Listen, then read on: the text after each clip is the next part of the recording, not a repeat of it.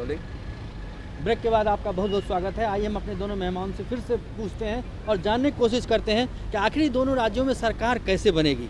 जो आप देख रहे हैं रिजल्ट के नतीजे हैं आलोक जी, चाहे जम्मू कश्मीर हो चाहे झारखंड हो, कहीं ना कहीं बीजेपी को एक साथी की ज़रूरत पड़ेगी या दूसरे अगर पीडीपी को एक साथी की ज़रूरत पड़ेगी, तो क्या लगता है कि पीडीपी और कांग्रेस फिर से आके जम्मू कश्मीर में सरकार बनाने की कोशिश कर सकती है? देखिए, पीडीपी के साथ कांग्रेस की पहले भी सरकार रही है। 2000 से 2007 तक अगर आप देखें तो बहुत अच्छी सरकार वहाँ पर चली थी। जिस समय अमरनाथ यात्रा का जो विवाद खड़ा हुआ था, उसके बाद हम एक दूसरे से दूर हुए थे। लेकिन अभी जब तक पूरे नतीजे नहीं आ जाते हैं, कुछ भी कह देना मुश्किल होगा। इतना ज़रूर है कि जो बीजेपी का गुब्बारा था, कहते थे 2/3 बहुमत झारखंड में आ जाएगा और जम्मू कश्मीर में पूर्ण मोहब्बत, और अमित शाह जी कहते थे मिशन 44 और तमाम तरह के जो चीज़ें थी, आज वो गुब्बारा पूरी तरह से फूट गया है। कोई से भी राज्य में बीजेपी को अपने दम पर सरकार बनाने का मौका भी नहीं मिला। पीडीपी क्या लगता है, पीडीपी कांग्रेस के लिए एक नेचुरल एलाइज है? देखिए, कहीं ना कहीं नेचुरल एलाइज है, और पीडीपी अगर बीजेपी के साथ जाती है तो उसके लिए सुसाइडल होगा, आत्मघाती होगा, क्योंकि धारा 370 और तमाम मुद्दे जो जम्मू कश्मीर और जो बीजेपी ने प्रचार में कहे हैं, उन चीज़ों को अगर दरकिनार करते हैं तो बीजेपी के लिए सुसाइडल होगा। इसलिए मुझे नहीं लगता कि नैतिकता के आधार पर भी बीजेपी को उनके साथ जाना चाहिए। बीजेपी ने जिस तरह की भाषा का उपयोग किया है, वैसे तो बीजेपी की कथनी और करनी में हमेशा से ही फ़र्क रहता है। एक तरफ वो कहते हैं कि बाप बेटे की सरकार नहीं होनी चाहिए, वही जम्मू कश्मीर से निकलते हैं पंजाब में तो बाप बेटे की सरकार को सपोर्ट करते हैं। मैं समझता हूँ कि बीजेपी की कथनी और करनी में हमेशा से फ़र्क रहा है। अभी रिजल्ट पूरा आना बाकी है, और उसके बाद 1-2 दिन लगेंगे समीकरण बनने में।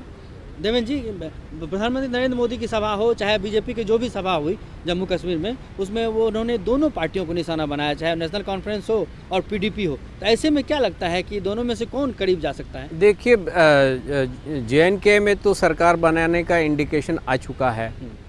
पीडीपी ने साफ कह दिया है कि उनके लिए सरकार बनाने में कांग्रेस के साथ सहयोग करना आसान होगा बनिस्बत बीजेपी के। हालांकि उन्होंने डिनाई नहीं किया है। अब सवाल यह है कि वहाँ पर गुलाम नबी आज़ाद की क्या भूमिका रहती है या कांग्रेस की लीडरशिप की क्या भूमिका रहती है और किस तरह का विवाद होता है।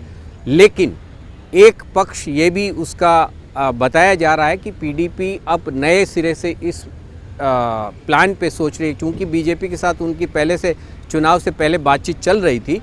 तो अब नए सिरे से ये सोचा जा रहा है कि क्या 370 को ड्रॉप करके बीजेपी पीडीपी के साथ काम करने के लिए आ सकती है, क्योंकि पीडीपी को भी पता है कि अगर उनको JNK में अपनी जड़ें गहरी करनी है तो अब जो केंद्र में सरकार है उसका सहयोग लिए बगैर कुछ नहीं हो सकेगा। कांग्रेस के साथ रहेंगे तो 5 साल ऐसे ही गुजर जाएंगे जैसे कि नेशनल कॉन्फ्रेंस के गुजर गए। तो एक मुद्दा ये भी साथ साथ चल रहा है। टिप्पणी, आपकी आखिरी टिप्पणी। नहीं, देखिए, नेशनल कॉन्फ्रेंस के साथ जब वहाँ पर कांग्रेस थी, केंद्र में भी कांग्रेस की सरकार थी, तो शास्त्री साहब के मैं तर्क से सहमत नहीं हूँ।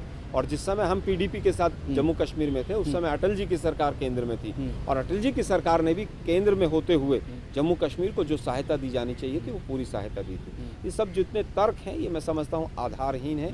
अभी रिजल्ट आने दीजिए, उसके बाद, क्योंकि बीजेपी जब शिवसेना को छोड़कर नेचुरली करप्ट पार्टी के साथ वहाँ पर एनसीपी के साथ सरकार बना सकती है, बीजेपी अपना कोई भी रुख अख्तियार कर सकती है। समय का इंतजार कीजिए। बीजेपी की कथनी और करनी में बहुत फ़र्क रहता है। क्या खिचड़ी पकाएंगे वो नहीं पता है, लेकिन जो भी आज हुआ है, कोई भी हारा है या जीता है, उसमें लोकतंत्र की विजय हुई है और कांग्रेस जनता को बधाई देती है।